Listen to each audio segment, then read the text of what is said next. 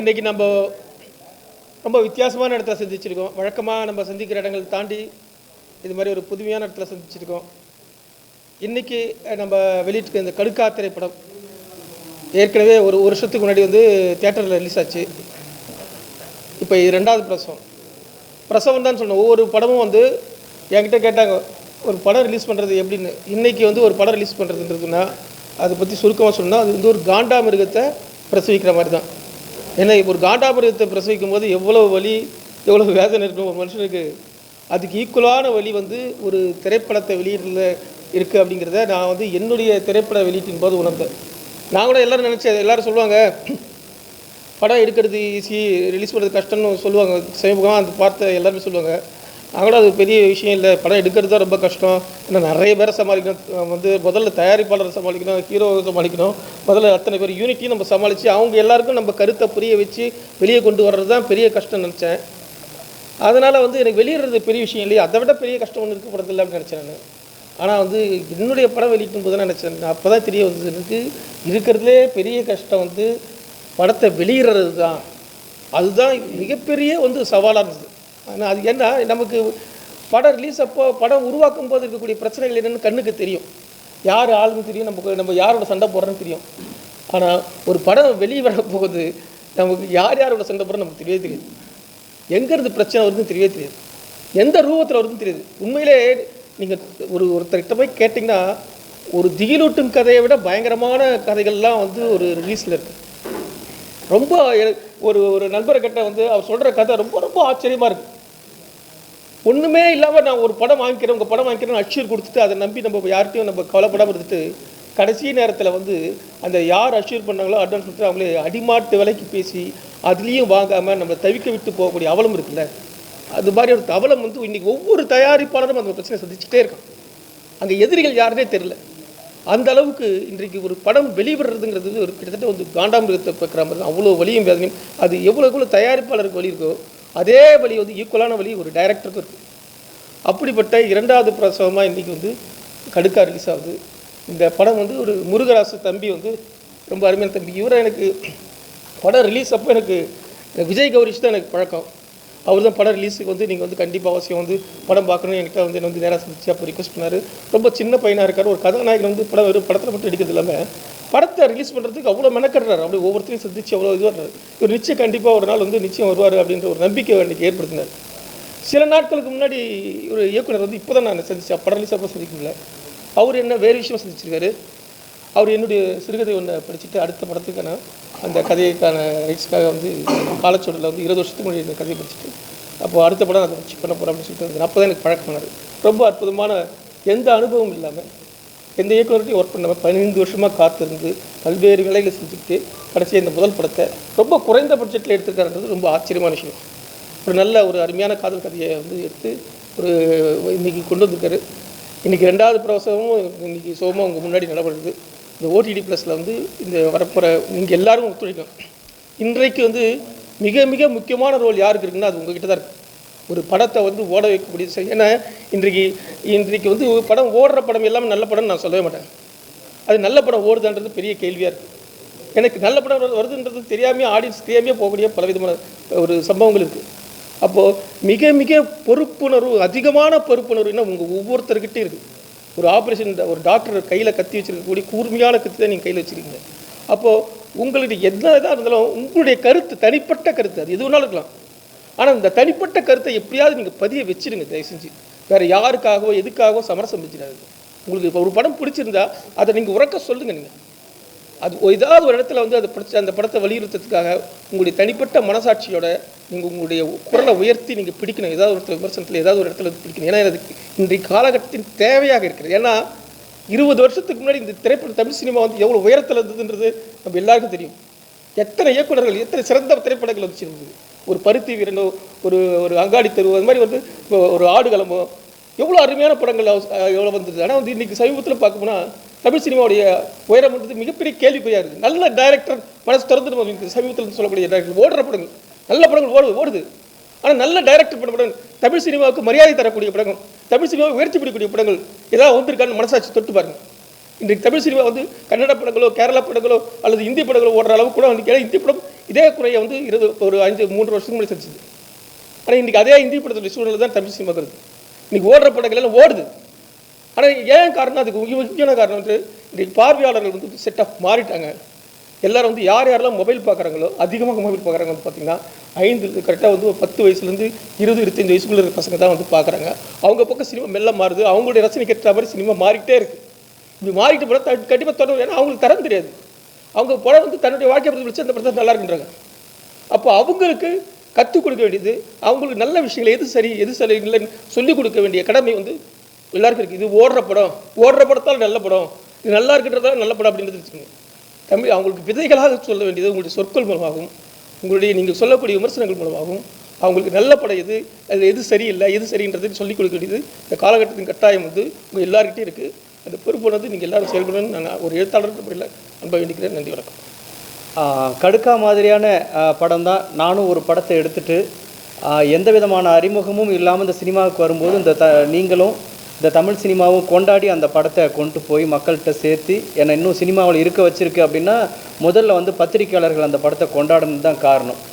அதே மாதிரி ஒவ்வொரு நல்ல படம் வரும்பொழுதும் பத்திரிகையாளர்கள் வந்து எந்த விதமான பாரபட்சமும் பார்க்காம கொண்டாடி இந்த படம் நல்ல படம்னு மக்கள்கிட்ட எடுத்து சொல்கிறதன் மூலமாக தான் தொடர்ந்து இந்த நல்ல படங்கள் வந்து உருவாகிட்டே இருக்குது அப்படின்னு நினைக்கிறேன். ஏன்னா ஒரு கமர்ஷியல் படம் எடுத்த டைரக்டர் அடுத்து அந்த படம் ரிலீஸ் ஆன அடுத்த வாரத்திலே அடுத்த படத்தை கமிட் ஆகிடுறாரு. அடுத்து அவருக்கு சம்பளம் பேசுகிறாங்க, எல்லா விதமான பொருளாதார தன்னிறைவும் அடைஞ்சிடுறாரு.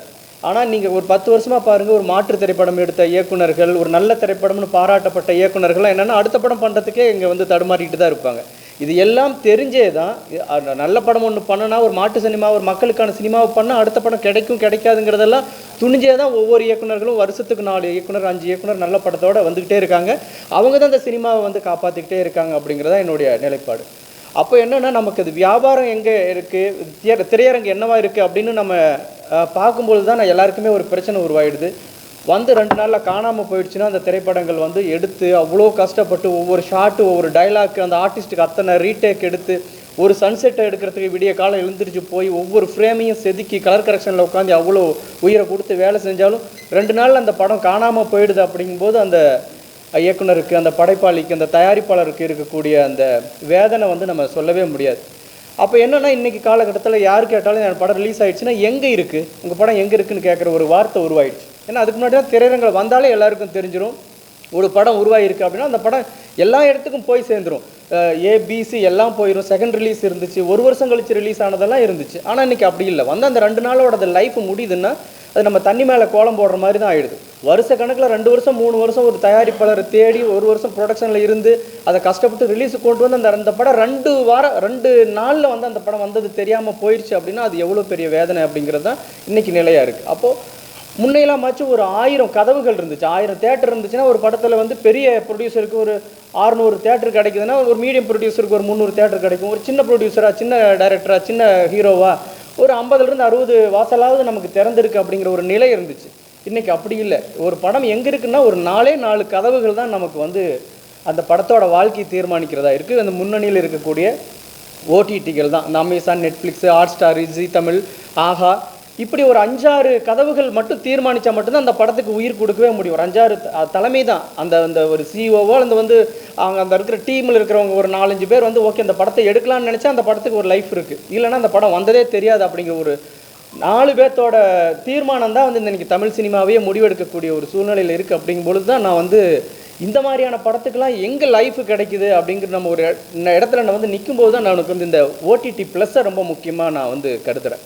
இந்த கடுக்கா மாதிரியான உயிரை கொடுத்து எந்த விதமான அனுபவம் இல்லைன்னா கூட ஒரு ஒரு படத்தை ஒரு வாழ்வியில் சொல்லிடணும்னு நினைக்கிறோம்ல, இன்டர்நேஷ்னல் படங்கள்லாம் அப்படி தான் வந்துச்சு. நான் வாழ்ந்த வாழ்க்கையை நான் பதிவு பண்ணுறது என்னோட கடமைன்னு ஒவ்வொரு படைப்பாளையும் வெளியில் வந்தான். அவன் ஒரு தாரக மந்திர மாதிரி ஒரு கோட் வேர்ட் சொல்கிறான். நீங்கள் ஃபெஸ்டிவலுக்குலாம் போனால், கேன்ஸ் மாதிரியான ஃபெஸ்டிவலுக்குலாம் போனால் மோர் ரூட்டட் மோர் இன்டர்நேஷ்னல்ங்கிறான். நீங்கள் வழக்கமான கமர்ஷியல் படத்தையே எடுக்கிறத தாண்டிட்டு என் வாழ்க்கையில் நான் பார்க்குற கதை இருக்குல்ல, அது யாருக்குமே தெரியாத கதை. இந்த டிஸ்கஷன் ரூம்லலாம் உட்காந்து நம்ம எழுதவே முடியாத கதை ஒன்று இருக்கும்ல, நான் பார்த்த கதை இருக்கும்ல, அதை கொண்டுக்கிட்டு வாங்கன்னு அவன் சொல்கிறான். அப்படி எடுக்கப்பட்ட படம் ஒன்று வந்திருக்கு அப்படின்னா அதுக்கு உண்மையிலே நான் இப்போ வரும்போது நான் சொன்னேன், இந்த ஓடிடி நிறுவனங்கள் இருக்குல்ல, அதெல்லாம் எங்கேயோ ஒரு மாய லோகத்தில் தான் இருக்குது. சாதாரண ஒரு தயாரிப்பாளரோ, இயக்குனரோ, ஒரு ஆர்டிஸ்ட்டோ, ஒரு ப்ரொடக்ஷன் கம்பெனியோ போய் அவங்கள அணுகவே முடியாது.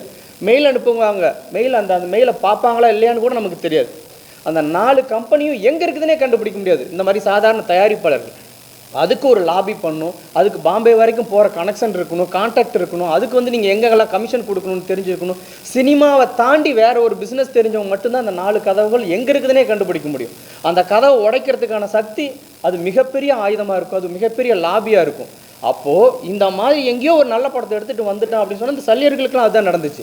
எனக்கு தேட்டர் கிடைக்கலன்னு ஒருத்தர் ஒரு அபய குரல் எழுப்பும்போது உடனடியாக ஒருத்தர் வந்து என் கதவை திறந்து இதில் நீங்கள் வந்து போடுங்க அப்படின்னு சொல்கிறதுக்கு ஒருத்தர் இருக்காருன்னா அந்த இடத்துல தயவு செஞ்சு நம்ம கேபிள் சங்கர் வந்து நம்ம இதை பாராட்டி ஆகணும். அவருக்கு ஒரு நம்ம முடிஞ்ச ஒரு கைத்தட்டல் நம்ம கொடுத்தே ஆகணும்.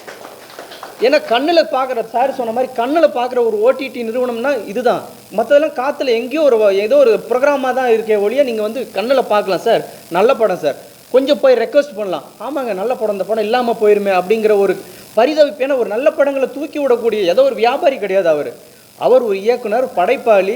நல்ல படம் எங்கே வந்தாலும் அது கை கொடுக்கணும்னு கூட போய் நிற்பார். எங்கே இருந்தாலும் ஒரு நல்ல படம் கூப்பிட்டீங்கன்னா ஓடி போய் அடுத்த நிமிஷம் நிற்கக்கூடிய ஒரு படைப்பாளி, ஒரு நிறுவனம் வச்சுருக்காரு. அப்படிங்கும் பொழுது அந்த நிறுவனத்தை ஏன் நம்ம முன்னணி ஒரு நிறுவனமாக கொண்டு வந்தால் இவங்ககிட்ட நம்ம போய் கெஞ்ச வேண்டிய தேவையே இருக்காது. எல்லோரும் இன்றைக்கி என்ன கேபிள் சங்கம், நம்ம கேபிள் சங்கரோட ஓடிடி தானே, அதுக்கு வந்து இவ்வளோ தானே ரேட்டு அப்படிங்கிற ஒரு சின்ன ஒரு மதிப்பீடு வந்து ரொம்ப குறைச்சி மதிப்பிட்டுறாமல் இந்த மாதிரியான ஒரு நல்ல படங்கள் எங்கே வந்து ரீச் ஆகாமல் தடுமாறுதோ அந்த இடத்துல வந்து கை கொடுக்குறாரு அப்படிங்கிற ஒரு கருணையோட ஒரு அதை பார்த்து அந்த ஓடிடி அந்த ஒரு முன்னணி 4-5 ஓடிடிகளில் ஒரு ஓடிடியை நம்ம கொண்டாந்து நிறுத்த வேண்டியது ஒவ்வொரு படைப்பாளியும் ஒவ்வொரு இயக்குனரோட ஒவ்வொரு பத்திரிகையாளர்களோட கடமையாகவும் நான் நினைக்கிறேன். அதே மாதிரி தான் இந்த நல்ல படங்கள் எடுக்கிறவங்களுக்கு இந்த மாதிரியான ஒரு ஆதரவு கிடைக்கும்பொழுது தொடர்ந்து இவர் அடுத்த படம் எடுப்பார். ஓகே, இது ஒரு சின்ன வருமானம் கிடச்சிருச்சு, இந்த ஒரு ட்ரைலரோ டீசரோ ஒரு அட்டென்ஷனை கிரியேட் பண்ணிருச்சு, எல்லோரும் இந்த ஓடிடியில் பார்க்குறாங்க அப்படிங்கும்போது அடுத்து அந்த படைப்பாளி வந்து உயிர்ப்போட அடுத்த கதையை நோக்கி நகர முடியும். அப்படியான ஒரு சூழல் இருக்கும் பொழுது இந்த கடுக்கா மாதிரியான திரைப்படம், அந்த திரைப்படத்தில் ஒரு கமர்ஷியல் கண்டென்ட், எனக்கு ரொம்ப நெருக்கமான நிறுவனம் தான், நெருக்கமான நபர்கள் தான் இந்த படத்தை எடுத்திருக்காங்க. ஏன்னா ஈரோடு பக்கம் அப்படிங்கும் பொழுது எனக்கு இன்னும் கொஞ்சம் எனக்கு தெரிஞ்ச ஸ்லாங்கு, நான் வாழ்ந்த ஊரில் ஒரு நாளுக்கு ஊருக்கு போயிட்டு வந்தால் என்ன மாதிரியான உணர்வு ஏற்படுமோ அந்த மாதிரியான ஒரு கதையம்சம் கொண்ட ஒரு நேட்டிவிட்டான ஒரு மண் வாசனை கூடிய ஒரு தப்பான படம் இல்லாமல், ஒரு சீரழிக்கக்கூடிய படம் இல்லாமல், அதில் ஒரு செய்தியை சொல்லி பெண் கல்வியை சொல்லி ஒரு சமூக நோக்கோட ஒரு படம் எடுக்கக்கூடிய ஒரு டீமை நம்ம எல்லாரும் சேர்ந்து ஆதரிக்கணும். அடுத்தடுத்து அவங்க தொடர்ந்து இயங்குறதுக்கான எல்லா விதமான சப்போர்ட்டும் நம்மகிட்ட இருந்து கிடைக்கணுங்கிறத என் சார்பாகவும் உங்ககிட்ட அன்பான வேண்டுகோளை வச்சுக்கிறேன். நன்றி. இப்போ என்னுடைய ஆதார் வந்து பார்த்தீங்கன்னா 22 ரிலீஸ் ஆச்சு. இப்போ போன 12ஆம் தேதி தான் நான் வந்து ஓடிடி பிளாட்ஃபார்மில் புஷ் பண்ணியிருக்கேன். இந்த இடைப்பட்ட காலத்தில் வந்து இந்த படம் ஏன் தாமதம், ஏன் இவ்வளோ ஒரு நல்ல படம் வந்து பெஸ்ட்டு கிரிட்டிக்ஸ், தமிழ் இண்டஸ்ட்ரி வந்து பெஸ்ட்டு கிரிட்டிக்ஸ் பத்திரிகைகள் கொடுத்து அந்த படம் வந்து ஓடிடி பிளாட்ஃபார்முக்கு ரீச் பண்ணுறதுக்கு இவ்வளோ பெரிய ஒரு ட்ராவல் தேவைப்பட்டிருக்கு. அப்போது நான் ஸ்ட்ரகிள் ப்ரொடக்ஷன் பண்ணதுனால ஒரு விஷயத்தை வந்து ரொம்ப டீட்டெயில்டாகவும் அருகாமையிலும் நான் கவனிக்க முடிஞ்சிச்சு. ஸோ அப்படி பார்க்கும்போது தான் நிறைய கண்ணுக்கு தெரியாத கிருமிகள் வந்து இருக்காங்க. இதில் ஓடிடி பிளாட்ஃபார்முக்கு ஒரு ஃபிலிமை கொண்டு போய் சேர்க்கறதுல தடுக்கக்கூடிய கிருமிகள். ஸோ அப்படி நிறைய பேர் இருக்காங்கன்றதை நான் வந்து அண்டர்ஸ்டாண்ட் பண்ணேன். அப்படி இருக்கும் பொழுது இந்த கேபிள் சங்கர் சாருக்கு வந்து நான் ரொம்ப தேங்க்ஸ் பண்ணோம். என்கிட்ட இந்த ஃபிலிம் வந்து ஓடிடியில் என்னுடைய படத்தை இப்போ வந்து தமிழ் டு மலையாளம் போகிறேன், ரீமேக். மலையாளத்துலேருந்து ரீமேக் வந்து தமிழுக்கு வர்றது வந்து நிறைய நமக்கு பார்த்துருக்கோம். தமிழ்லேருந்து மலையாளத்துக்கு போகிற ஒரு கண்டென்ட்டை நான் பண்ணியே இவ்வளோ லேட்டாக தான் நான் ஓடிடிக்கு வந்திருக்கேன். அப்போது இங்கே எவ்வளோ ஸ்ட்ரகிள் இருக்குது இதில் அப்படிங்கிறத நான் சொல்கிறதுக்காக இந்த விஷயத்தை நான் பதிவு பண்ணுறேன். இன்னையிலேருந்து வந்து இந்த ஓடிடி ப்ளஸில் வந்து டைரக்டர் முருகதாஸ் பண்ண இந்த கடுக்கா ஃபிலிம் வந்து அமேசான் ப்ரைம்லேயும் சங்கர் சாரோட ஓடிடி ப்ளஸ் ஜியோ இந்த பிளாட்ஃபார்மில் ஸ்ட்ரீமிங் ஆகுது.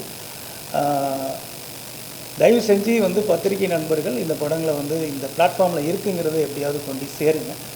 ஏன்னு கேட்டால் இதை வந்து பெரிய யாருமே இதுக்கு வந்து ஒரு பைட் கொடுக்கறதுக்கோ இல்லை வந்து ஒரு வெளியில் சொல்கிறதுக்கோ நிறைய தயக்கங்கள் இருக்குங்க ஒரு நல்ல படத்துக்கு. அப்படி இருக்கிறதுனால இதெல்லாம் வந்து உங்களால் மட்டுமே சாத்தியம் அப்படின்னு சொல்லி நான் நம்புகிறேன். உங்களுக்கு வந்து அந்த ஃப்ரீடம் இருக்குது. ஸோ நல்லா இருக்குது அப்படின்னா நல்லா இருக்குது, அவ்வளோதான். ஓங்கி அடிச்சுட்டு போயிட்டே இருக்கக்கூடிய ஒரு ஃப்ரீடம் இருக்குது உங்களுக்கு, எந்த விதமான ஒரு தயக்கமும் இல்லாமல். அப்படி ஒரு போராடி வரக்கூடிய கலைஞர்களை நீங்கள் வந்து அப்ரிஷியேட் பண்ணணும் அப்படிங்கிறத நான் ஹம்பிள் ரிக்வஸ்ட்டாக வைக்கிறேன். அதே மாதிரி இந்த படத்துக்கும் நீங்கள் மரியாதை கொடுக்கணும் அப்படின்றது என்னுடைய ஆசை. விஜய் சார் வந்து ப்ரொடியூஸ் பண்ணியிருக்காங்க, அவருக்கு வாழ்த்துக்கள். இந்த படத்தில் உள்ள எல்லா டெக்னீஷியன்ஸ்க்கும் இப்போ கம்மியான பட்ஜெட்டில் சிவான சொன்ன மாதிரி அதை வந்து பிளான் பண்ணி ஒர்க் அவுட் பண்ணுறதுன்றது ஒரு 10 கோடி ரூபா படம் எடுக்கிறத விட சிறந்தது. ஸோ அதுக்கு அவ்வளோ கால்குலேஷனும் திட்டமிடுதலும் வேணும். ஸோ அப்படி பண்ணியிருக்காங்க. அப்படிங்கிறப்ப அந்த டீம் எல்லாருக்குமே நான் வந்து வாழ்த்துக்கள் சொல்கிறேன். தேங்க்யூ. தம்பி கௌரிஸ் எனக்கு வந்து ஒரு 4-5 ஆண்டுகளுக்கு முன்னாலேயே அவர் ஒரே ஆள் நடித்து எடுத்த ஒரு பைலட் ஃபிலிமை கொண்டு காமிச்சார். அப்போயே அவ்வளோ திறமையாக அதை எடுத்திருந்தார். கம்மியான பட்ஜெட்டில் ஒரே ரூமுக்குள்ளே வச்ச கதையை பண்ணியிருந்தார். அப்போயே சொன்னேன், இது பெரிய படமாக வந்து இது நல்லாயிருக்கும் அப்படின்னு சொல்லியிருந்தேன். அதுக்கான தோற்றில் இப்போ எகெயின் கடுக்கா படத்தை முடிச்சுட்டு வந்து காமிச்சார். அன்றைக்கி சொன்னேன், இது நல்லா இருக்குது இந்த படம், இதை சரியான முறையில் வெளியிட்டு கொண்டு போய் சேர்த்தா கண்டிப்பாக ஒரு நல்ல அங்கீகாரம் கிடைக்கும்னு அதை ஸ்டெப் பை ஸ்டெப்பாக ஒரு சந்தர்ப்பத்திலே அவரை பார்த்துருக்கேன். அவ்வளவு கடினமாக உழைச்சி தம்பி கௌரிஸ் இயக்குனர் அவங்க எல்லாரும் சேர்ந்து இங்கே கொண்டு வந்து திரையரங்குக்கு வெளியிட்டு இன்றைக்கி ஓடிடிக்கு வந்திருக்காங்க. இந்த வெளியீட்டுக்கு சப்போர்ட் பண்ண அண்ணன் கேபி சங்கரண்ண, அமேசான் டைம் அவங்களுக்குலாம் நான் உங்கள் மூலமாக நன்றி தெரிவிச்சுக்கிறேன். இந்த படம் ஓடிடிக்கும் சிறப்பான வரவேற்பு பெற வாழ்த்துக்கள். எல்லாருக்கும் வணக்கம். முதல்ல இந்த படத்தை தேட்டர் ரிலீஸ் ஆகும்போது எல்லா பத்திரிகைகளும் ஊடக நண்பர்களும் ரொம்ப அருமையாக கொண்டு போய் சேர்த்தீங்க மக்கள்கிட்ட. ஒருத்தர் கூட ஒரு சின்ன குறைகள்லாம் இருக்குது. சின்ன படம், இன்னும் கம்மியான பட்ஜெட்டில் நாங்கள் படம் எடுத்திருக்கோம் அப்படிங்கும்போது குறைகள் இருக்கும். ஆனால் அதையெல்லாம் பெருசாக எழுதாமல் இதில் இருக்கிற நிறைகள் மட்டுமே எழுதி ஓரளவுக்கு இதில் ஊக்குவிச்சதுக்கு ரொம்ப நன்றி உங்களுக்கு.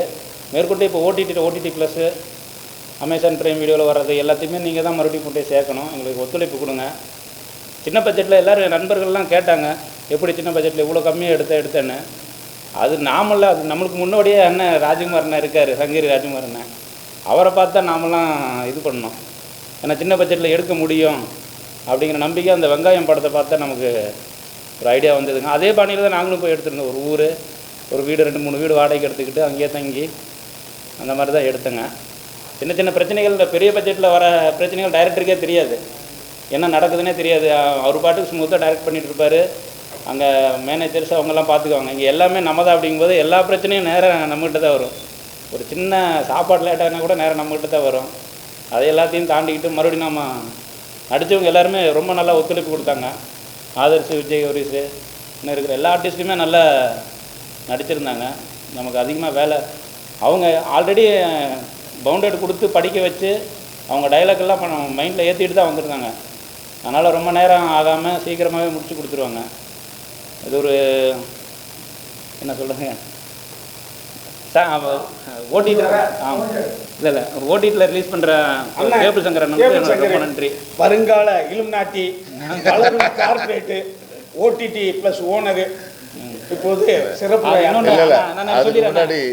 அண்ணன் வந்து நான் என்னன்னு கேட்டிங்கன்னா, அண்ணன்கிட்ட வந்து பவுண்டட் கொடுத்துட்டேன் படம் எடுக்கிறதுக்கு முன்னாடியே. படிச்சுட்டு இந்த என்ன சரவண பவன் ஓட்டுனேன் 1 hour கிட்ட பேசினார். ஆனால் படத்தை பற்றி இவரெல்லாம் கொடுத்த அந்த தைரியம் தான் நம்மளால் எடுக்க முடிஞ்சது. நல்லா இருக்குன்னு சொல்லி பாராட்டு தான் பேசினார். புகழ் பிடிக்காம வருங்கால இலுமினாட்டி பேசுவார். அதில் அதுக்கு முன்னாடி வந்து இந்த படத்தை இந்த ஓடிடி ப்ளஸில் சையத் சாரும் ஒரு ஒன் ஆஃப் த டைரக்டரு. அதை தவிர நாங்கள் வந்து டைம்ஸ் மீடியான்னு ஒரு கம்பெனி வச்சுருக்கோம். அதன் மூலமாக தான் வந்து இந்த மாதிரி அமேசானு, ஜியோ இதுக்கெல்லாம் வந்து டிஸ்ட்ரிபியூஷன், டிஜிட்டல் டிஸ்ட்ரிபியூஷனே பண்ணுறோம். ஸோ அது ஃபுல்லாகவே அவர் பேசுவார். எனக்கு கண்டென்ட்டு எதுவும் தெரியாது, வியாபாரம் தெரியும். வியாபாரம் பண்ணுறோன்னா நான் சின்ன ரெக்வஸ்ட்டு தான், படம் எடுத்திங்கன்னா இப்போ இன்றைக்கி இருக்கிற சுச்சுவேஷனில் பெரிய ஓடிடி சின்ன படங்கள் வாங்கிறது இல்லை. அதனால் சின்ன படங்கள் எடுத்திங்கன்னா அங்கே போயிட்டு டைம் வேஸ்ட் பண்ண வேண்டாம். அன்லஸ் அதர்வைஸ் ஆர்டிஸ்ட் வேல்யூ இல்லைன்னா போக வேண்டாம். டைம் வேஸ்ட் பண்ணிங்கன்னா இந்த இடத்துல வியாபாரம் கம்மியாகிடும். இப்போ நம்ம வந்து ஒரு 4 விண்டோ வந்து நம்ம ஒரு டீலர்ஷிப் மாதிரி எடுத்து அதை பண்ணிகிட்ருக்கோம். ஸோ நீங்கள் ஒரு படம் ரிலீஸ் ஆகி 3 மாதத்துக்குள்ளே வியாபாரத்தை முடிச்சிடணும். 3 மாதத்துக்கு மேலே போயிடுச்சுன்னா அது முத்தலாயிடும், வியாபாரம் பண்ண முடியாது. இதுதான் இன்றைக்கி இருக்கிற சுச்சுவேஷன். ஏன்னா இப்போ நம்ம வந்து இப்போது ப்ரைம்லேயோ இல்லை ஜியோலேயோ கொண்டு போய் கொடுக்கும்போது அவங்க வந்து இது 2024 வந்ததில்லை, இப்போ என்ன சொல்கிறாங்க, இது 2025 ரிலீஸ் ஆகிடுச்சுல்ல, இது எப்படி அப்படின்றாங்க. ஸோ இந்த மாதிரி கேள்விகளுக்கு நாங்கள் பதில் சொல்லி அதுக்கு மீறி இந்த வியாபாரத்தை நம்ம பண்ணுறதுக்குள்ளே நமக்கு போதும்னு ஆகிடுது. இன்றைக்கி இருக்கிற சுச்சுவேஷனு சின்ன படங்கள் நிறைய எடுக்கணும், ஆனால் அது சீக்கிரம் வியாபாரம் பண்ணணும். அது வச்சுட்டே இருந்தீங்கன்னா அடுத்தடுத்த ட்ரெண்டு மாறிட்டே இருக்குது, மறுபடியும் அதை கொண்டு போய் விற்க முடியறதில்ல. அது ஒரு பெரிய ஒரு விஷயமாகவே இருக்குது. பெரிய ஆர்டிஸ்ட்டாக நீங்கள் போய் அப்ரோச் பண்ணுங்கள், வேணாம்னு சொல்லல. சின்ன ஆர்டிஸ்ட் வச்சு நம்ம எடுக்கிறோம், அப்கமிங் ஆர்டிஸ்ட்டை வச்சு எடுக்கிறோம், லோ பட்ஜெட்டில் எடுக்கிறோம் அப்படின்னா டக்குன்னு வந்து OTT plus Times media network வந்துடுங்க. அதை கொண்டு போய் எப்படியும் நம்ம சேர்த்திடுவோம்.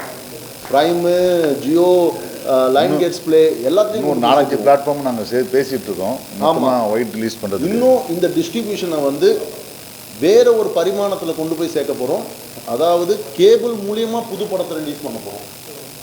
எல்லா செட்டாப் பாக்ஸ்லையும் வரப்போகுது. இன்னும் கொஞ்சம் நாளில் செட்டாப் பாக்ஸில் வந்து வரப்போகுது. இன்னொரு விஷயம், நீங்கள் நினச்சி பார்க்க முடியாத அளவுக்கு ஒரு டிக்கெட் விலையை ஃபிக்ஸ் பண்ணியிருக்கோம். ஆமாம், அது விரைவில் அது வந்து என்னென்னா சொல்லிடலாம். 9 ரூபாய்க்கு படம் பேப்பர் வியூவில் பண்ணலான்னு இருக்கும். ஒரு படம் நீங்கள் 9 ரூபா பே பண்ணிங்கன்னா ஓடிடி ப்ளஸில் பார்த்துக்கலாம். அதே போல் சிவி மாதிரியான நெட்வொர்க்கில், பெரிய நெட்வொர்க்கில் செட்டாப் பாக்ஸ் மூலமாக அவங்களே ஸ்கேன் பண்ணி அது படம் பார்த்துக்கலாம். ஸோ அது பேச்சுவார்த்தை நடந்துட்டுருக்கு. அது டெக்னாலஜி வைஸ் வந்து அது பேக் ஆகிடுச்சுன்னா ரெடி ஆனவுடனே நாங்கள் அனௌன்ஸ் பண்ணலான்னு இருந்தோம். இது ஒரு வாய்ப்பாக இருக்குது. ஆமாம். ஏன்னா சார் சொல்கிற மாதிரி படம் எடுக்கிறது எப்படி டிஸ்ட்ரிபியூஷனுக்கு பெரிய கஷ்டமாக இருக்குதோ, அதே போல் கஷ்டம் வந்து டிஜிட்டலாக டிஸ்ட்ரிபியூஷன் பண்ணுறதுக்கும் பயங்கர பிரச்சனை இருக்குது. எல்லாரும் படம் பார்க்க மாட்டாங்க, எங்களுக்கு நான் வந்து பேண்ட்வித் வேஸ்ட் ஆகும் அப்படின்லாம் நிறைய கருத்துலாம் சொல்கிறாங்க. பட் பார்க்க வைக்கிறதுக்கான ஆப்பர்ச்சுனிட்டியை நம்ம தான் உருவாக்கணும். அந்த உருவாக்குற மேட்டரை வந்து நாங்கள் வந்து டிஜிட்டல் டிஸ்ட்ரிபியூஷன் கம்பெனியாக ஒன்று ஃபார்ம் பண்ணி சாரோடைய எக்ஸ்பர்டைஸில் அவருக்கு வந்து மார்க்கெட்டிங்கில் அதில் பெரிய கெத்தான ஆள். எப்படி நான் வந்து உங்கள்கிட்டலாம் வந்து நல்லா ஈஸியாக படத்தை ஈஸியாக வாங்கி வந்து போகிறேன்னா, அது மாதிரி அவர் அந்த டிஸ்ட்ரிபியூஷன் ரொம்ப ஸ்ட்ராங்கு. எனக்கு அது வராது. அதனால் வந்து அவருக்கு பயங்கர எக்ஸ்பீரியன்ஸ் அதில். அதனால் 22 வருஷமாக டிஸ்ட்ரிபியூஷனில் தான் இருக்கிறேன். ஆனால் கேபிள் டிவி டிஸ்ட்ரிபியூஷனில் இருந்தேன். எனக்கு சொல்லி கொடுத்து வளர்த்ததே 20 வருஷத்துக்கு முன்னாடி சொல்லி கொடுத்து வளர்த்ததே content is king, distribution is god. நீங்கள் என்ன தான் கிங்காக இருந்தாலும் டிஸ்ட்ரிபியூஷன் கொண்டு போய் சேர்க்கணும்னா அந்த கிங்க்கு வேல்யூ இல்லாமல் போயிடும். ஏன்னா அதனால் வந்து ரொம்ப முக்கியமாக இப்போ இந்த அனௌன்ஸ்மெண்ட் பண்ணுறோம். விரைவில் வந்து 9 ரூபாய்க்கு ஒரு படம் வந்து யார் வேணால் எப்போ வேணால் பார்க்கலாம் பேப்பர் வியூவில். ஸோ அந்த ஒரு சிஸ்டம் கொண்டு வரதுக்கு இருக்கும், inclusive of cable network and OTT எல்லாத்துலேயுமே. இன்னும் வந்து இது பேசிகிட்டு இருக்கோம் 9 ருபீஸ்க்கு. ஸோ ஜியோலெல்லாம் 9 ருபீஸ்க்கு அவங்க ஒத்துக்கிட்டாங்கன்னா it will be quantity business, quality. அதாவது மில்லியன்ஸ் ஆஃப் சப்ஸ்கிரைபர் இருக்காங்க, அத்தனை பேருக்கு அந்த படம் அங்கே இருக்கும். யார் வேணாலும் அத்தனை மில்லியனில் 1% பார்த்தா கூட அது பெரிய ஒரு டீ விலையை விட கம்மி விலையில் வந்து நம்ம படத்தை கொண்டு போய் சேர்க்கணும் அப்படிங்கிறது தான் என்னுடைய மோட்டிவ். இப்போது 9 ருபீ ஒரு டீ இன்னைக்கு 12 ரூபா 15 ரூபா ஆகிடுச்சு. அதை விட கம்மி 9 ரூபாயில் ஒரு படத்தை கொண்டு போய் சேர்க்கணும் அப்படின்னா ஒரு ஜியோ மாதிரி ஒரு பிளாட்ஃபார்மில் நம்ம போய் பேசிகிட்டு இருக்கோம். அது அவங்க ஓகே சொல்லிட்டாங்கன்னா அது 1 லட்சம் பேர் பார்த்தா கூட 9 லட்ச ரூபா சார். கண்டிப்பாக அது பெரிய விஷயம். இப்போ 30 லட்ச ரூபா இந்த படம் எடுத்திருக்காங்க அப்படின்னா ஒரே நாளில் வந்து நம்ம வந்து அது 9 லட்ச ரூபா அது வந்துருக்குன்னா அது ஒரு பெரிய விஷயம். ஸோ நம்ம அதுக்கு உண்டான அந்த டெக்னாலஜி விஷயம் தான் இப்போ கொஞ்சம் இடிபாடாக இருக்குது. அது முடிஞ்சிருச்சுன்னா அது நாங்கள் லான்ச் பண்ணிடுவோம் அந்த விஷயத்தை.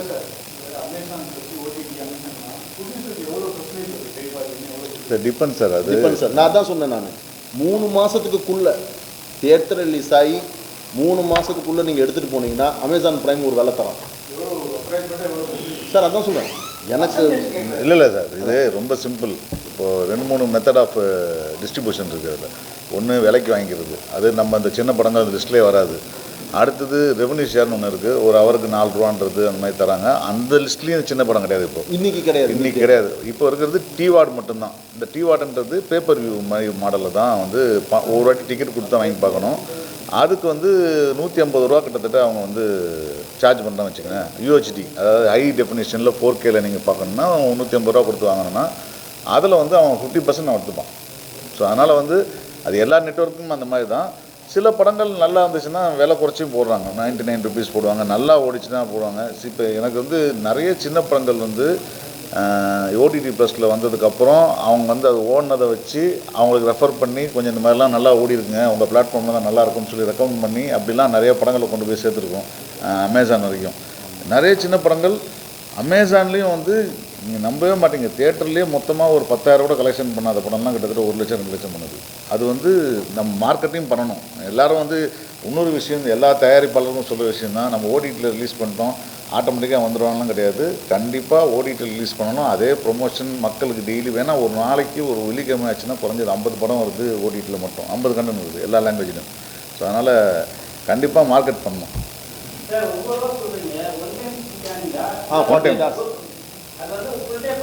48 hours 48 மணி நேரத்தில் நீங்கள் எத்தனை தடவை வேணாலும் அதை பார்க்கலாம். ஜியோ ஹாட்ஸ்டார் நம்ம காசு கொடுத்து தான் நம்ம பார்க்கணும். ஜியோ ஹாட்ஸ்டார் நம்ம பே பண்ணா மந்த்லி பேமெண்ட் தான் பார்க்கணும். ஸோ அந்த இடத்துல நம்ம ஸ்கேன் பண்ணி 9 rupees நம்ம பண்ண முடியுமா? இல்லை ஜியோ ஹாட்ஸ்டார் இதுக்கு ஒத்துக்கல. ஒருவேளை அப்ரூவ் ஆகுதுன்னா இல்லை ஹாட்ஸ்டாரில் நாங்கள் பேசல சார். ஹாட்ஸ்டார் வேற, ஜியோ வேற. ஹாட்ஸ்டார் வேற, ஜியோ வேற. ஜியோல ஆமாம். இப்போ ஜியோல நம்ம காசு பார்க்கணும், கூட பார்க்கணும், நம்ம மந்த்லி ரீசார்ஜ் பண்ணணும். ஸோ அந்த இடத்துல 9 rupees நீங்கள் ஸ்கேன் பண்ணி பார்க்கணும். இல்லை பிரதர், ரொம்ப சிம்பிளான மேட்டர். நீங்கள் வந்து ஜியோக்கு வந்து ஏதாவது ஒரு பேக்கேஜ் வாங்கிக்கிறீங்க, அந்த பேக்கேஜில் ஓடிக்கிட்டு இருக்கு இல்லையா? இப்போது அந்த இடத்துல இந்த படம் இருக்குது, இந்த படத்தை நீங்கள் பார்க்கணுன்னு பே பண்ணிங்கன்னா அந்த படத்துக்கு மட்டும் பே பண்ணி பார்த்துக்கலாம், அவ்வளோதான். இப்போ நீங்கள் அமேசான் ப்ரைம் வந்து 149 ரூபா மாதம் கட்டுறீங்க. அதில் மூவிஸ் ஃபார் ரெண்ட்டுன்னு சொல்லி ஒரு செஷன் வச்சுருக்கான். அது தெரியுங்களா? ரெண்ட்டுக்கு நீங்கள் ஆட்டோமேட்டிக்காக பணம் கட்டி தான் 99 ருபீஸு. பட் ஆமாம் 99. ஆதார் ரிலீஸ் பண்ணும்போது வந்து 149. இந்த வாரம் 99 பண்ணிட்டாங்க. ஆனால் அவன் 99க்கு கம்மி எந்த படமும் அவன் கொடுக்கறதில்ல சார். பார்த்தாலும் எல்லா படமும் இல்லை.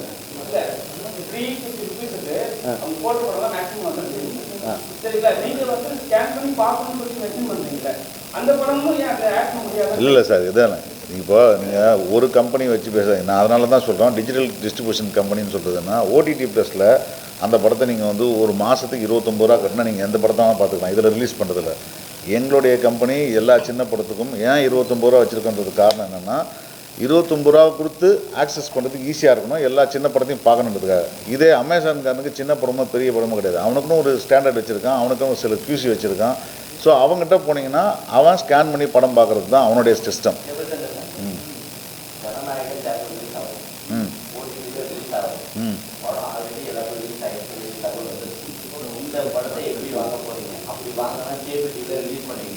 நான் ஏன் கேபிள் டிவி யூஸ் பண்ணோம்? என் கம்பெனி கிடையாது அது. சார் என்னை கேட்கக்கூடாது. சிபிஎஃப்சி சர்டிஃபிகேட் இல்லாமல் நாங்கள் எந்த படத்தையும் சொல்கிறதில்ல. அது வெரி கிளியர். ஏன்னா அது பெரிய பிளாட்ஃபார்ம்ஸ் எல்லாத்துக்கும் கன்ஃபார்ம் தான். ஏன்னா அவங்க சிபிஎஃப்சி சர்டிஃபிகேட் இல்லாமல் அவங்க எந்த படத்தையும் அமேசான் ப்ரைம் ஆகட்டும், ஜியோ ஆகட்டும்.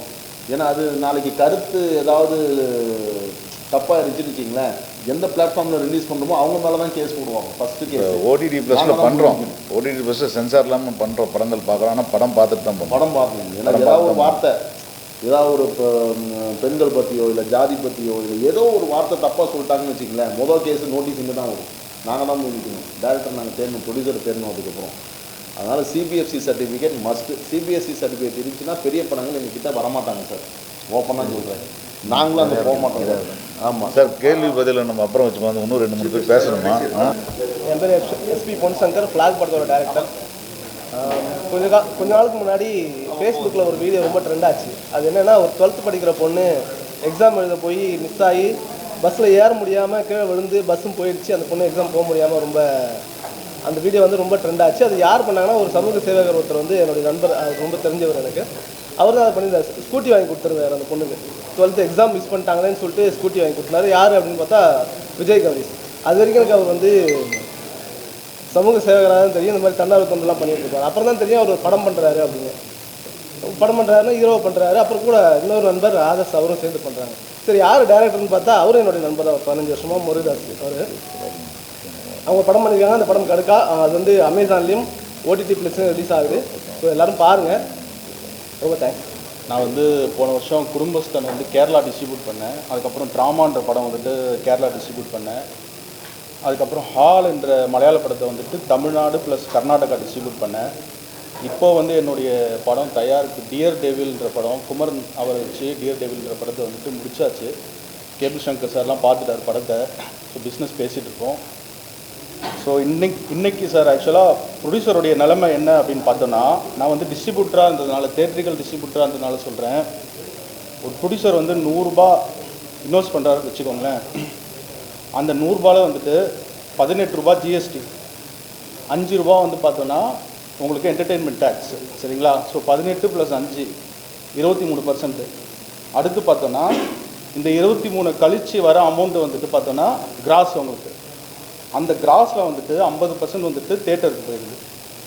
அந்த 50% தேட்டர் போயிடுச்சு. ஸோ 23 + 50 நீங்கள் போட்டிங்கன்னா எவ்வளோ வருது? 73 வருதுங்களா? அதுக்கப்புறம் பார்த்தோன்னா மிச்சம் இருக்கிற அமௌண்ட்டு தான் வந்துட்டு ப்ரொடியூசருக்கு வருது. ஸோ ஒரு ப்ரொடியூசர் வந்து 100 ரூபாய் இன்வெஸ்ட் பண்ணுறாருன்னா ஆல்மோஸ்ட் வந்து ஒரு 73-75% வந்துட்டு வெளியில் இருக்கிறவங்க தான் சம்பாதிக்கிறாங்களே தவிர ஒரு 20-25% தான் வந்துட்டு ப்ரொடியூசர் கைக்கு வந்துட்டு இந்த அமௌண்ட் வருது. இன்றைக்கி வந்துட்டு சினிமா வந்துட்டு இந்த நிலைமையில் இருக்குது. ஸோ நான் சொல்ல வேண்டியது என்னென்னா, இப்போ கேபி சங்கர் சார் மாதிரிலாம் இவங்களாம் வந்து என்கரேஜ் பண்ணணும். சின்ன படங்களை வந்துட்டு எடுத்து ஓடிடிக்கு கொடுக்கணும். சார் அவருடைய பிளாட்ஃபார்மில் ரிலீஸ் பண்ணாங்கன்னா சின்ன படங்களுக்கு வந்துட்டு ஒரு லைஃப் இருக்கும். சின்ன படங்களுக்கு வந்து இன்றைக்கி தேட்டர்ஸே கிடையாது. இன்றைக்கி தேட்டர்ஸ் வந்து ஆக்சுவலாக நிறைய சின்ன படங்களுக்கு வந்து டிக்கெட் எடுக்க சொல்கிறாங்க. சரிங்களா? இதை விட ஒரு மோசமான நிலைமை வந்துட்டு ஒரு ப்ரொடியூசர் கிடையாது. அதாவது ஒரு தேட்டரில் நீங்கள் படம் ரிலீஸ் பண்ணோன்னா நீங்கள் வந்து டிக்கெட் எடுங்க, நீங்கள் வந்து ஒரு 50 டிக்கெட் எடுக்கிறீங்களா, நீங்கள் வந்து 75 டிக்கெட் எடுக்கிறீங்களான்னு சொல்கிறாங்க. பல படங்கள் வந்துட்டு அந்த மாதிரி டிக்கெட் எடுத்து தான் வந்து பார்த்தோன்னா ஒரு 3 நாள் வந்துட்டு ரிலீஸ் பண்ண வேண்டிய நிலைமையாக இருக்குது இன்றைக்கி சின்ன படங்களுக்கு. ஸோ இதுக்கு சொல்யூஷன் என்ன அப்படின்னு பார்த்தோன்னா, நம்ம ப்ரொடியூசர் கவுன்சில் சரி, டிஸ்ட்ரிபியூஷன் அசோசியேஷன் சரி, அதுக்கப்புறம் பார்த்தோன்னா தேட்டர் ஓனர் அசோசியேஷனு, தென் இவங்கெல்லாம் சேர்ந்து வந்து உட்காந்து டிஸ்கஸ் பண்ணி சின்ன படங்களுக்கு ஏதாவது பண்ணால் தான் லைஃப். ஏன்னா போன வருஷம் 285 ஃபிலிம்ஸ் ரிலீஸ்டு. இதில் வந்து 250 படத்துக்கு வந்துட்டு கியூப் காசு கூட வரல ரிட்டர்ன். இதுதான் ரியாலிட்டி. நான் உங்களுக்கு டேட்டாவோட சொல்கிறேன். 250 படத்துக்கு கியூப் காசு கூட வரல. ஸோ மிச்சம் இருக்கிற ஒரு 35 படம் தான் பார்த்தா அப்படி இப்படின்னு தேறி ஒரு பணத்தை எடுத்துருக்காங்க. கௌரிஷை பற்றி சொல்லணுன்னா, எனக்கு 4 இயர்ஸ் பேக்கே காட்டினார், படத்தை காட்டினார், படத்துடைய பைலட்லாம் காட்டினார். ஸோ எனக்கு ஒரு 4 வருஷமாக பழக்கம் வருது. கௌரிஷ் அவருடைய பேக்ட்ராப் என்னென்னா சினிமா பேக்ட்ராப் கிடையாது, ஒரு பெரிய பேக்ட்ராப் கிடையாது. ஒரு சாதாரணமான ஒரு மிடில் கிளாஸ்லேருந்து வந்து ஒரு பேஷனை நோக்கி ஒரு படத்தை நல்லா பண்ணணும்னு சொல்லி ஒரு படத்தை எடுத்து ரிலீஸ் பண்ணியிருக்காரு. இந்த படத்தை ரிலீஸ் பண்ணி இன்றைக்கி ஓடிடியில் ரிலீஸ் பண்ணுறாருன்றது வந்துட்டு இது வந்துட்டு ஒரு சாதாரண ஒரு மிடில் கிளாஸுடைய சக்ஸஸ் இது. சரிங்களா? நீங்கள் இப்போ நான்லாம் வந்து டைரக்ஷன் டிபார்ட்மெண்ட், நான்லாம் ஹரி சாரோட அசோசியேட்டாக இருந்திருக்கேன், கதீர் சாரோட அசோசியேட்டாக இருந்திருக்கேன். இப்போ கடைசியில் பார்த்தோன்னா இந்த பேச்சுலர் படம்லாம் ஒர்க் பண்ணியிருக்கேன். ஸோ பேசிக்கலி நான் டைரக்ஷன் டிபார்ட்மெண்ட்லேருந்து டிஸ்ட்ரிபியூஷன் போய் ப்ரொடக்ஷனுக்கு வந்திருக்கேன். ஸோ நான் வந்து ரிவர்ஸாக வந்து வரதில்ல. ஸோ அதனால் எனக்கு இதில் நடக்கிற விஷயங்கள் எல்லாமே தெரியும். அதை வச்சு சொல்கிறேன். ஸோ கௌரிஷ் மாதிரி ஆட்கள் இவங்கெல்லாம் வந்துட்டு ப்ரொடியூசர் வந்தால் தான் பலருக்கு வந்து வாய்ப்பு கிடைக்கும். பல 24 கிராஃப்டில் இருக்கிறவங்களுக்கும் பார்த்தோன்னா ஒரு ஜாப் இருக்குது. இப்போ போன வருஷம் 285 படங்களில் வந்துட்டு 250 ப்ரொடியூசர் காணும், இந்த வருஷம் காணும். புரியுதுங்களா? ஆனால் இந்த வருஷமும் ஒரு 285 படம் வரும், திரும்ப வரும், அந்த படம் வரும். ஸோ இந்த மாதிரி ப்ரொடியூசர்ஸ்க்கு வந்தாங்கன்னா ஒரு இண்டஸ்ட்ரி வந்து நல்லாயிருக்கும், பாசிட்டிவாக இருக்கும். ஸோ என்னுடைய வாழ்த்துக்களை தெரிவித்து நான் நன்றி தெரிவிச்சுக்கிறேன். தேங்க்யூ. இந்த கடுக்கா படம் வந்து எனக்கு ரொம்ப ஸ்பெஷல். எனக்கு வந்து என்னதான் 2-3 படம் நடிச்சிருந்தாலுமே இந்த படம் தான் எனக்கு ஒரு பெரிய ஒரு அங்கீகாரம் கொடுத்தது. கொரோனா டைமில் தான் எனக்கு கௌரிஷும் டைரக்டர் சாரும் வந்து மீட் பண்ணாங்க, பேசினாங்க. சரி சின்ன படம் என்னால் முடிஞ்ச சப்போர்ட் பண்ணலாம்னு சொல்லிட்டு எங்கிட்ட இருக்கிற யூனிட் எல்லாமே கொஞ்சம் ஸ்பான்சர் பண்ணி இந்த படத்தை ஃபுல்லாக கம்ப்ளீட் பண்ணி முடித்தோம். ரொம்ப கஷ்டப்பட்டு தான் பண்ணோம். அதுக்கான ரிசல்ட் வந்து எனக்கு இப்போ தெரியுது. இந்த படம் வந்ததுக்கப்புறம் எனக்கு 2-3 படம் கிடச்சிது. ஸோ தைரியமாக சின்ன படம் பண்ணுங்கள், பண்ணுறதுக்கு நிறைய ப்ரொடியூசர்ஸ் வரணும், என்னால் முடிஞ்ச சப்போர்ட்டும் நான் பண்ணுவேன். ஸோ இந்த மாதிரி சின்ன சின்ன படங்கள் வந்து நல்லா ரீச் ஆனால் தான் தமிழ் சினிமா நல்லா இருக்கும். ஸோ அதனால் தேங்க்யூ. அண்ட் இந்த படம் ஓடிடியில் வர கேபி சங்கர் சாருக்கு ரொம்ப தேங்க்ஸ். ரிலீஸ் பண்ணி கொடுத்த தனஞ்சயன் சாருக்கு தேங்க்ஸ். என்னால் வந்து இதுதான் ஃபர்ஸ்ட்டு ப்ரொமோஷன் சொல்லிட்டு என்னால் அட்டன் பண்ண முடிஞ்சுது. ஸோ எல்லாருக்குமே தேங்க்ஸ். டைம் ஆச்சு. ஸோ எல்லாருக்கும் நேம் சொல்ல முடியல. ஸோ தேங்க்யூ வெரி மச் எல்லாருக்கும். அண்ட் இந்த ப்ரெஸ் எல்லாருக்குமே, ஏன்னா ப்ரெஸ் அண்ட் மீடியா இல்லைனா என்ன தான் நல்ல படம் எடுத்தாலும் அது ஆடியன்ஸ்ட்டு கொண்டு போய் சேர்க்க முடியாது. ஸோ உங்கள் எல்லாருக்குமே ரொம்ப ரொம்ப தேங்க்ஸ். Thank you very much. ஆரம்பத்தில் ரொம்ப சப்போர்ட் பண்ணி தேட்டர் ரிலீஸ் பண்ண தனஞ்சயன் சாருக்கு என்னோட முதல் நன்றியை தெரிவிச்சுக்கிறேன். ஆரம்பத்திலிருந்தே எஸ்எஸ்சி சார், போஸ்டர் ரிலீஸ் பண்ண எல்லாருமே, ட்ரெய்லர் ரிலீஸ் பண்ணல எல்லாருமே, நட்டி சாராக இருக்கலாம், வசந்தபாலன் சாராக இருக்கலாம், இன்றைக்கி வர முடியல, சுரேஷ் காமாட்சி சார்னாலையும் வர முடியல, எல்லாருமே நாளைக்கு போஸ்ட் போடுறாங்க. இந்த ஓடிடி ப்ளஸில் ரிலீஸ் பண்ண கேபிள் சாருக்கு என்னோட தேங்க்ஸ் சொல்லிக்கிறேன். ஒரே ஒரு கோரிக்கை மட்டும் செல்வமணி சாருக்கு நான் வச்சுக்கிறேன். ஏன்னா பெப்சி பொறுத்த வரைக்கும் எல்லாருமே ஒரே பேட்டா வச்சுக்கிட்டு சின்ன படங்களுக்கும் அதே பேட்டா தான், பெரிய படங்களுக்கும் அதே பேட்டா தான், கேமரா பேட்டாவோ இல்லை லைட் பேட்டா எதுவும் மாறுறதில்ல. ஆனால் எங்களுக்கு சொல்ல போகிறது மட்டும் சின்ன படம்னு சொல்லிடுறாங்க. அது ஒன்று நீங்கள் எல்லாத்துக்கும் இது கம்மி பண்ணி கொடுத்தீங்கன்னா கூட எங்களுக்கு அது யூஸ்ஃபுல்லாக இருக்கும். அது இல்லாமல் அது சின்ன படம் சொல்லும்போது அது எந்த யூஸ்ஃபுல் இல்லை. அப்போ நாங்கள் அது சின்ன படம்னு சொல்ல முடியாது. அப்போ நீங்கள் எங்களுக்கு எல்லாம் பெரிய படம்னு சொல்லுங்கள். அதுதான் நாங்கள் வைக்கிற ஒரே கோரிக்கையே. ஸோ முடிஞ்ச அளவுக்கு ஓடிடியில் மக்கள் கண்டிப்பாக பார்க்குறதுக்கு ஓடிடி ப்ளஸ், அமேசான் பிரைம் எல்லாம் பார்த்து சப்போர்ட் பண்ணுங்கள். இந்த ஆரம்பத்துலேருந்து இதுக்கு சப்போர்ட் பண்ண எல்லா ப்ரொமோஷனல் பார்ட்னர்ஸ், சோஷியலாக்காவாக இருக்கலாம், கண்டென்ட் பேரடிஸ், எல்லாத்துக்கும் என்னோட நன்றியை தெரிவிச்சுக்கிறேன். என்னோடய கோரிக்கையும் சொல்லிட்டேன். ஸோ முடிஞ்சால் ஏன்னா கவர்மெண்ட்டில் நான் நிறைய கோரிக்கை வச்சுருந்தேன். அரசாங்க திரையரங்கம் வந்துச்சுன்னா ஒரு 50 அரசாங்க திரையரங்கம் வந்துச்சுன்னா ஸ்டாலின் சார் தான் எப்பயோ சொல்லி வச்சுருந்தேன், நிறைய ப்ரெஸ் மீட்டில் பேசியிருந்தேன். ஆக்சுவலாக ஒரு 50 திரையரங்கம் வெறும் 50 ரூபா டிக்கெட்டில் ஒரு கவர்மெண்ட் தேட்டர்ஸ் கொண்டு வந்திருந்தாங்கன்னா ப்ரைவேட் தேட்டர்ஸ்க்கு போக முடியாத ஆட்கள் கண்டிப்பாக எல்லா மக்களும் போயிருப்பாங்க. கண்டிப்பாக அது கவர்மெண்ட்டுக்கே பெரிய ரெவன்யூ, ஒரு வருஷத்துக்கு 1000 கோடி கொடுக்கும். அதை வந்து அவங்களால அது இன்ன வரைக்கும் பண்ண முடியல. நாங்களாம் 5 வருஷமாக எல்லா டீமும் பேசியிருக்கிறோம். ஆக்சுவலாக கேரளாவிலலாம் இருக்குது கவர்மெண்ட் தேட்டர்ஸ். ஸோ இது அரசுக்கும் கோரிக்கை வைக்கிறேன். எலெக்ஷன் வருது. ஸோ எலெக்ஷன் டைமில் பாருங்கள், இப்போ நாங்கள் தலையில தான் குதிப்போம் அப்படிங்கிற மாதிரி தான் எலெக்ஷன் டைமில் போய் படத்தை ஓடிடியில் ரிலீஸ் பண்ணுறோம். ஸோ அது உங்களோட கையில் தான் எல்லாமே இருக்குது. ஆக்சுவலாக பார்க்க நீங்கள் எனக்கு சப்போர்ட் பண்ணுங்கள். எங்கள் முருகராசன டைரக்டர் ரொம்ப நன்றி. என்னை ஃபஸ்ட்டு படம் ஹீரோவை அறிமுகப்படுத்தியிருக்காரு, அவருக்கு நான் நன்றி தெரிவிச்சுக்கிறேன். கார்த்திஸ்வரன் வர முடியல, அஸ்திரம்பரம் டேரக்டர் வந்திருந்தார், அரவிந்த் ராஜுக்கு ரொம்ப நன்றி சார், ரொம்ப நன்றி. ஸோ இந்த படத்துக்கு சப்போர்ட் பண்ணுற எல்லாருமே ரொம்ப நன்றி தெரிவிச்சுக்கிறேன். என்னோடய கோரிக்கையாக முடிஞ்சால் அடுத்த ப்ரெஸ் மீட்டில் செல்வமணி சாருக்கு நீங்கள் கண்டிப்பாக கேளுங்க. ஏன்னா ஒரே பேட்டா தான் பெரிய படங்களுக்கு வச்சுக்கிறாங்க, சின்ன படத்துக்கு வச்சுக்கிறாங்க. பேட்டா மட்டும் மாறல, ஆனால் எங்களுக்கு சின்ன படம்னு சொல்லி ஒதுக்குறாங்க.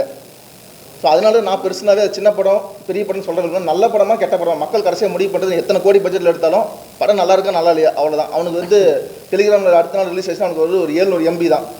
500 கோடி போட்டு ஜனநாயகன் எடுத்தாலும் அது ஒரு 700 MB தான் அவனுக்கு. ஸோ நீங்கள் சப்போர்ட் பண்ணுறதை பொறுத்து தான் எங்களை மாதிரி புதுசாக வரவங்களுக்கு யூஸ்ஃபுல்லாக இருக்கும், எங்களை பார்த்து அடுத்தடுத்து வரவங்களுக்கும் ஒரு நம்பிக்கையாக இருக்கும். நாங்கள் கடுக்கா படம் ரிலீஸ் பண்ண அப்பயே இந்த பட்ஜெட்டில் படத்தை ரிலீஸ் பண்ணலாமான்லாம் ஒவ்வொரு டீமும் இன்னும் போராடிட்டு இருக்கிறாங்க. ஒவ்வொரு அசிஸ்டன்ட் டைரக்டர்ஸும் ஒவ்வொரு தெருவிலையும் அவங்களுக்கு ஹெல்ப்ஃபுல்லாகவும் இருக்கும், ஒரு முன்னுதாரணமாகவும் இருக்கும், ஒரு நம்பிக்கையாகவும் இருக்கும். ஸோ உங்கள் சப்போர்ட்டை கடுக்கா படத்துக்கு இன்னும் இந்த OTTயில் கண்டிப்பாக கொடுங்க, மக்கள்கிட்டையும் விரும்பி கேட்டுக்கிறேன். ஸோ ஹெல்ப் பண்ண எல்லாத்துக்குமே ரொம்ப நன்றி. வெயிட் பண்ண எல்லா ப்ரெஸ் பீப்புளுக்கும் ஆனந்தன் ப்ரெஸ் பிஆர்ஓ அவருக்கு ரொம்ப நன்றி தெரிவிச்சுக்கிறேன். Thank you so much.